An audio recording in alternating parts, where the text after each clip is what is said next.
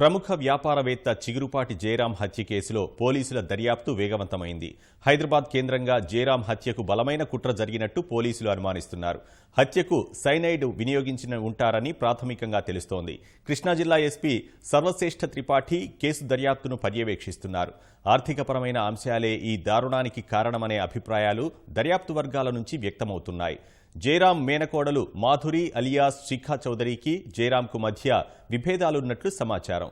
శిఖాతో పాటు ఆమె డ్రైవర్ను పోలీసులు అదుపులోకి తీసుకున్నారు. మరోవైపు హైదరాబాద్ వెళ్లిన 4 పోలీసు బృందాలు హైదరాబాద్లోని జయరాం నివాసంతో పాటు ఆయన కార్యాలయంలో తనిఖీలు చేశాయి. జూబ్లీహిల్స్లోని జయరాం ఇంటి కాపలాదారులు వ్యక్తిగత భద్రతా సిబ్బందిని ప్రశ్నించారు. 3 రోజుల క్రితమే ఇంటి నుంచి బయలుదేరినట్లు కాపలాదారు చెప్పడంతో సీసీ కెమెరాల దృశ్యాల ఆధారంగా నిర్ధారించుకునే పనిలో ఉన్నారు. కృష్ణా జిల్లా ఐతవరం వద్ద జాతీయ రహదారిపై నిన్న లభ్యమైన చిగురుపాటి జయరాం మృతదేహాన్ని పోస్టుమార్టం అనంతరం హైదరాబాద్ బసవతారకం క్యాన్సర్ ఆసుపత్రి మార్చురీలో ఉంచారు. భార్య, పిల్లలు అమెరికా నుంచి వచ్చిన తర్వాత అంత్యక్రియలు నిర్వహిస్తారు.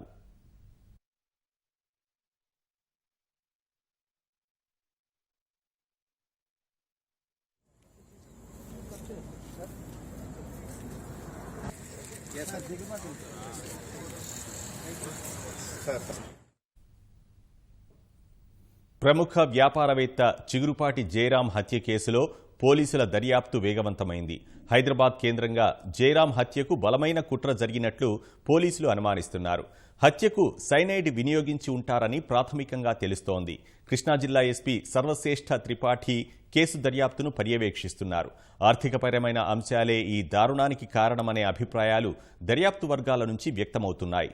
జయరాం మేనకోడలు మాధురి అలియాస్ శిఖా చౌదరికి జయరాంకు మధ్య విభేదాలున్నట్లు సమాచారం. శిఖాతో పాటు ఆమె డ్రైవర్ను పోలీసులు అదుపులోకి తీసుకున్నారు. మరోవైపు హైదరాబాద్ వెళ్లిన 4 పోలీసు బృందాలు హైదరాబాద్లోని జయరాం నివాసంతో పాటు ఆయన కార్యాలయంలో తనిఖీలు చేశాయి.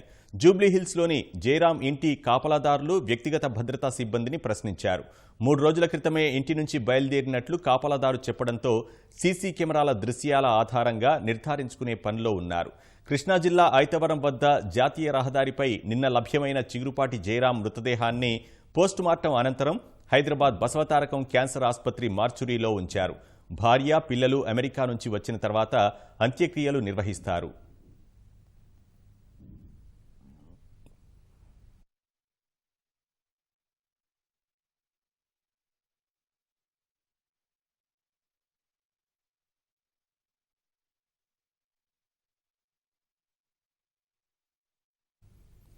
ప్రముఖ వ్యాపారవేత్త చిగురుపాటి జయరాం హత్య కేసులో పోలీసుల దర్యాప్తు వేగవంతమైంది. హైదరాబాద్ కేంద్రంగా జయరాం హత్యకు బలమైన కుట్ర జరిగినట్టు పోలీసులు అనుమానిస్తున్నారు. హత్యకు సైనైడ్ వినియోగించి ఉంటారని ప్రాథమికంగా తెలుస్తోంది. కృష్ణా జిల్లా ఎస్పీ సర్వశ్రేష్ఠ త్రిపాఠి కేసు దర్యాప్తును పర్యవేక్షిస్తున్నారు. ఆర్థికపరమైన అంశాలే ఈ దారుణానికి కారణమనే అభిప్రాయాలు దర్యాప్తు వర్గాల నుంచి వ్యక్తమవుతున్నాయి. జయరాం మేనకోడలు మాధురి అలియాస్ శిఖా చౌదరికి జయరాంకు మధ్య విభేదాలున్నట్లు సమాచారం. శిఖాతో పాటు ఆమె డ్రైవర్ను పోలీసులు అదుపులోకి తీసుకున్నారు. మరోవైపు హైదరాబాద్ వెళ్లిన 4 పోలీసు బృందాలు హైదరాబాద్లోని జయరాం నివాసంతో పాటు ఆయన కార్యాలయంలో తనిఖీలు చేశాయి.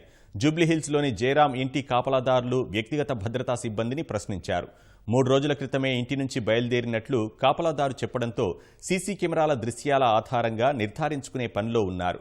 కృష్ణా జిల్లా ఐతవరం వద్ద జాతీయ రహదారిపై నిన్న లభ్యమైన చిగురుపాటి జయరాం మృతదేహాన్ని పోస్టుమార్టం అనంతరం హైదరాబాద్ బసవతారకం క్యాన్సర్ ఆసుపత్రి మార్చురీలో ఉంచారు. భార్య, పిల్లలు అమెరికా నుంచి వచ్చిన తర్వాత అంత్యక్రియలు నిర్వహిస్తారు.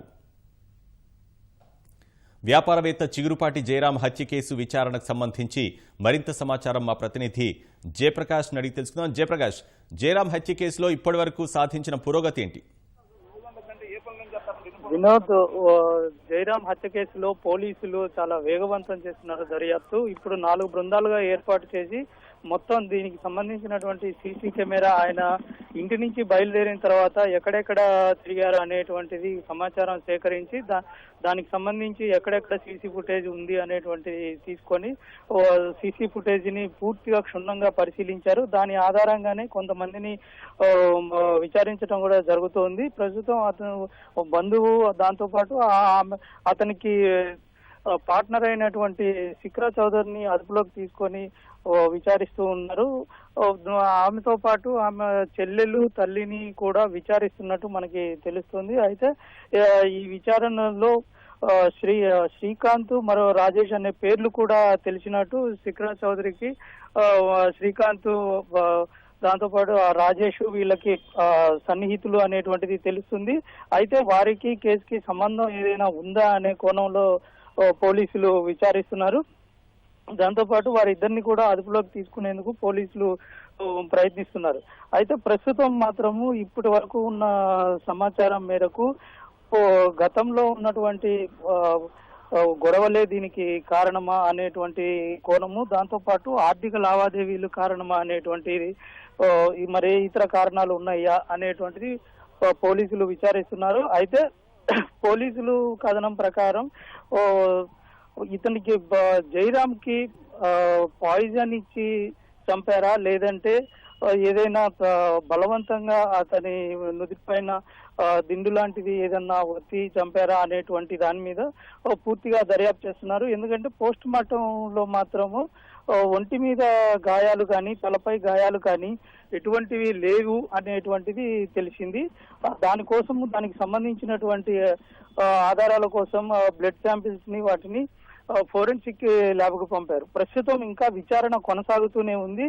ఎవరైతే కొత్తగా ఈ పేర్లు వస్తున్నాయో వాళ్ళందరినీ అదుపులోకి తీసుకొని వారిని విచారించేందుకు ప్రయత్నిస్తున్నారు. మొత్తం మీద ఈ కేసులో కొంత ఆధారాలు సేకరించినట్టు మాత్రం మనకి స్పష్టంగా తెలుస్తుంది.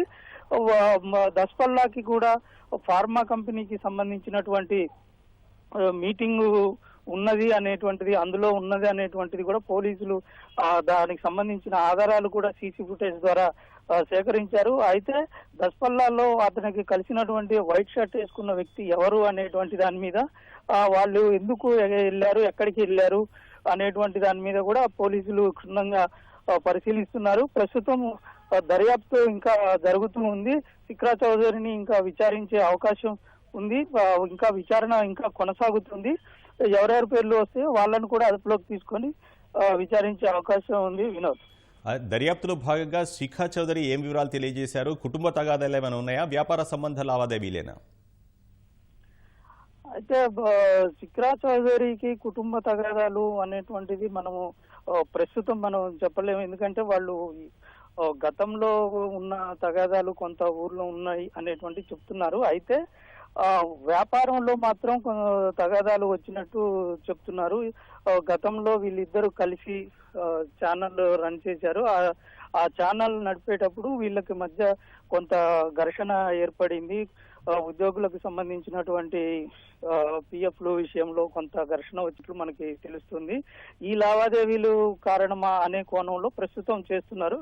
గతంలో కూడా బంధువుల్లో చెప్పిన దాని ప్రకారం అయితే కొంత కుటుంబ కలహాలు కూడా ఉన్నాయి అనేటువంటిది తెలుస్తుంది. అయితే ఏ కారణం మీద ఈ హత్య జరిగింది అనేటువంటిది మాత్రం పోలీసులు మీడియాకి ప్రస్తుతం వెల్లడించట్లేదు. వాళ్ళు కూడా అనేక కోణాల్లో పరిశీలిస్తున్నాము, మేము దేనికోసం అనేది ఇంకా మాకు నిర్ధారణ కాలేదు అనేటువంటిది చెప్తున్నారు. వినోద్, ధన్యవాదాలు జయప్రకాష్.